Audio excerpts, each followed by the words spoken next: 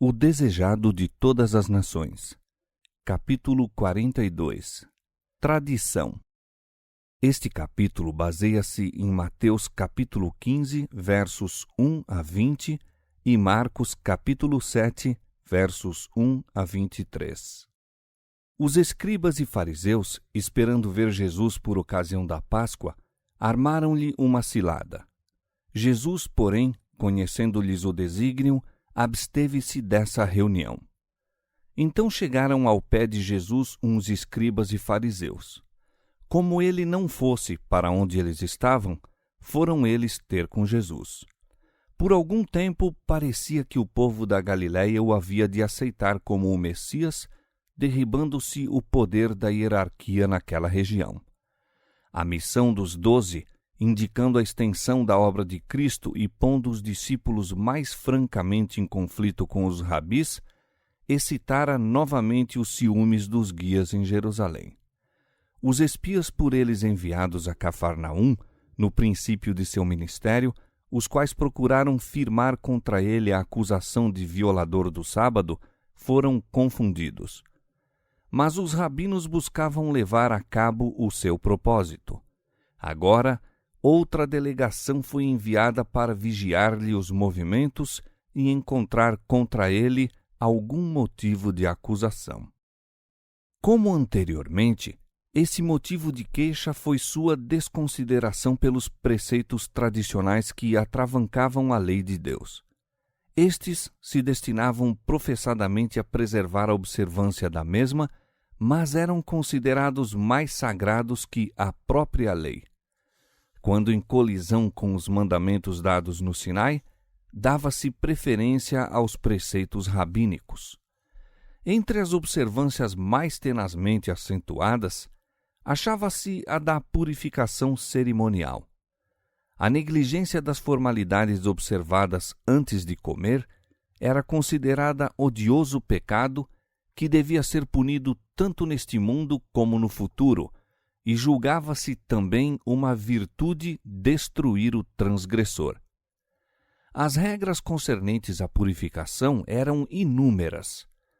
Os anos da existência mal dariam para uma pessoa as aprender todas. A vida dos que procuravam observar as exigências dos rabinos era uma longa luta contra a contaminação cerimonial, uma interminável série de abluções e purificações. Enquanto o povo se ocupava de insignificantes distinções e observâncias não exigidas por Deus, sua atenção se afastava dos grandes princípios de sua lei.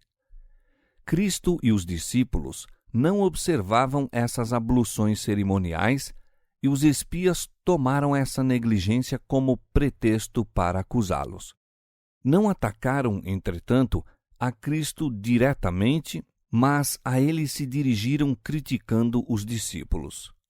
Em presença da multidão, disseram: Por que transgridem os teus discípulos a tradição dos anciãos? Pois não lavam as mãos quando comem pão. Sempre que a mensagem de verdade se apresenta às almas com especial poder, Satanás suscita seus instrumentos para disputarem sobre qualquer ponto de só menos importância. Procura, assim, desviar a atenção do verdadeiro assunto. Quando quer que se comece uma boa obra, há sofistas prontos a suscitar discussões sobre formas e detalhes de técnica para desviar as mentes das realidades vivas. Quando parece que Deus está prestes a operar de maneira especial em benefício de seu povo, não se empenhe este em disputas que só trarão ruína de almas. Os pontos que mais nos interessam são: creio eu com salvadora fé no Filho de Deus? Está a minha vida em harmonia com a lei divina? Aquele que crê no Filho tem a vida eterna, mas aquele que não crê no Filho não verá a vida. E nisto sabemos que o conhecemos, se guardamos os seus mandamentos. João capítulo 3, verso 36 e 1 João capítulo 2, verso 3. Jesus não fez nenhuma tentativa para justificar a si ou aos discípulos. Não se referiu às acusações que lhe eram feitas, mas começou a mostrar o espírito que movia esses ardorosos defensores de ritos humanos. Deu-lhes um exemplo do que estavam repetidamente fazendo e tinham feito mesmo antes de ir procurá-lo. Bem invalidais o mandamento de Deus, disse ele, para guardardes a vossa tradição. Porque Moisés disse, honra a teu pai e a tua mãe, e quem maldisser ou o pai ou a mãe, morrerá de morte. Porém, vós dizeis, se um homem disser ao pai ou à mãe, aquilo que poderias aproveitar de mim é corbã, isto é, oferta ao Senhor, esse não precisa honrar nem a seu pai, nem a sua mãe. Punham de parte o 5º mandamento, como não sendo de nenhuma importância, mas eram por demais exatos em executar a tradição dos anciãos. Ensinavam ao povo que a dedicação de sua propriedade ao templo era um dever mais sagrado que o próprio sustento dos pais, e que, por maior que fosse a necessidade, seria sacrilégio dar ao pai ou à mãe qualquer parte do que fora assim consagrado. Um filho desobediente só tinha que proferir a palavra corbã acerca de seus bens, dedicando-os assim a Deus, e podê-los-ia conservar enquanto vivesse, e por sua morte ficariam pertencendo ao serviço do templo.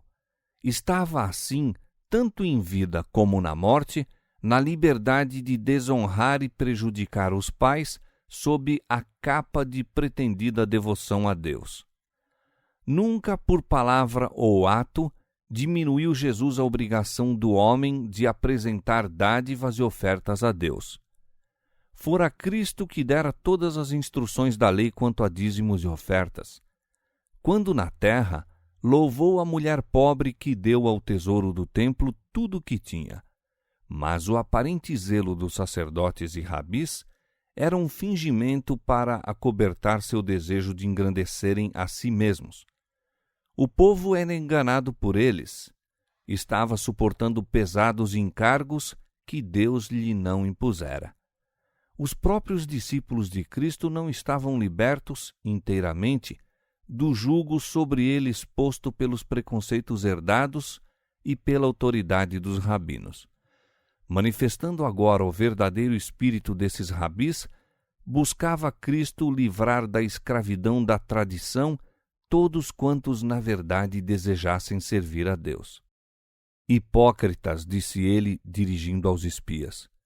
Bem profetizou Isaías a vosso respeito, dizendo, este povo honra-me com os seus lábios, mas o seu coração está longe de mim.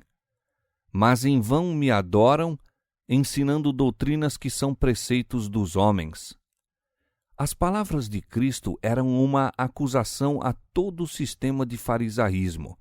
Declarou que, pondo suas próprias exigências acima dos preceitos divinos, os rabis se estavam colocando a si mesmos acima de Deus.